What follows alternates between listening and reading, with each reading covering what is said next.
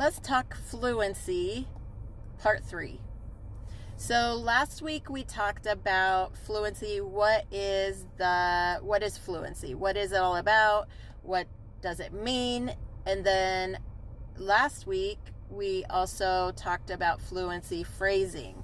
But today I wanted to talk about fluency kind of how-to and things to think about when testing your kids on fluency, and how to run like a fluency session. Okay, so step 1, you need a reading passage. Now I highly recommend that it's a reading passage that is the skill that you are teaching.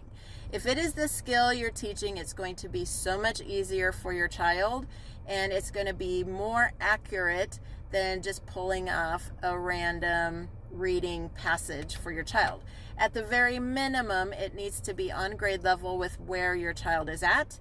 If you are doing CVC words, it needs to be at that level. If you are doing silent E, it needs to be at that level. If you are doing R controlled, like AR, ER, IR, UR, like that level, it needs to reflect that in the words also. So I have, every year teachers have to progress monitor kids that are struggling readers.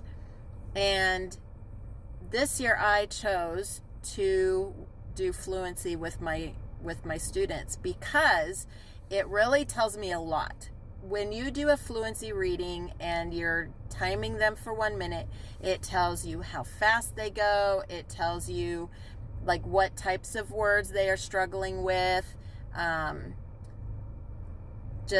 It gives you like what their phrasing is. Are they stopping at periods and question marks?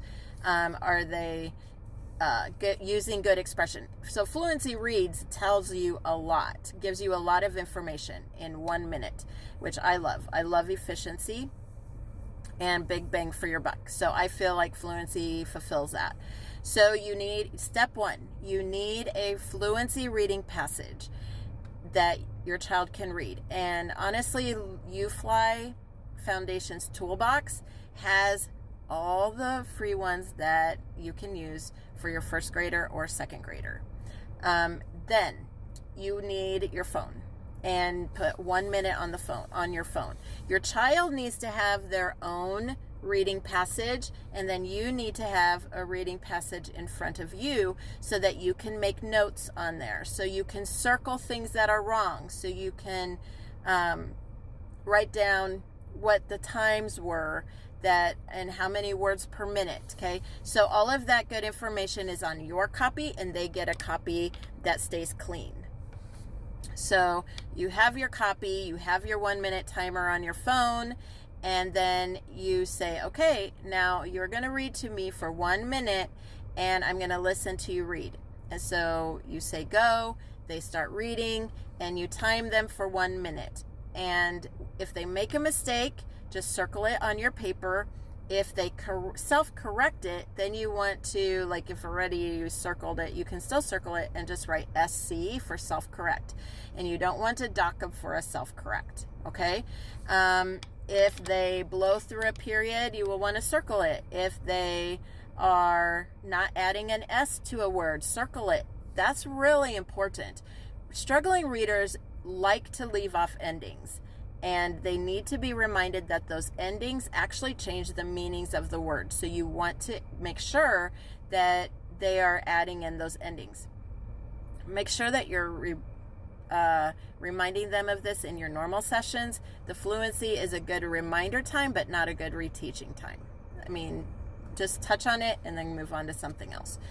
And then when you're done, you're going to write down how many words they read, how many mistakes they had, and then subtract. And then that's your answer. I really, like I said, I love doing fluency reading with my kids. I think they like it because you do it 2 rounds. That's pretty much all I have time for. If you want to do 3 rounds, I would not go more than 4. 4 would be the most I would do for one reading passage. Let me tell you why. So back in the day, I used to tutor these sweet boys, And one of them was really, like, we got him good in reading, but then his fluency wasn't good. And we spent like a good 6 months on fluency. And he read, and then, I don't know, like, I just want to say we read and we reread, and probably 6 times on some passages. And then I came across the research that said 4 times is the limit.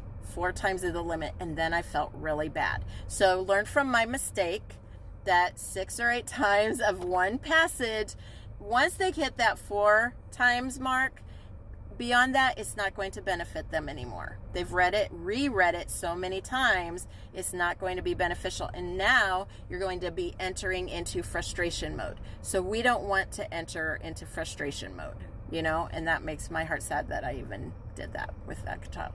Not that I had him in frustration mode, because it wasn't in the same setting, but we did it more times than what was necessary. When you choose to do fluency with your child, it is a game changer. The first time they read for 1 minute, they're like, oh, that number? Okay, that's a okay number.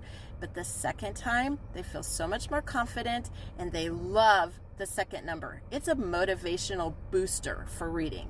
You want to talk about increasing their belief in themselves. You want to talk about them wanting to do it again and again.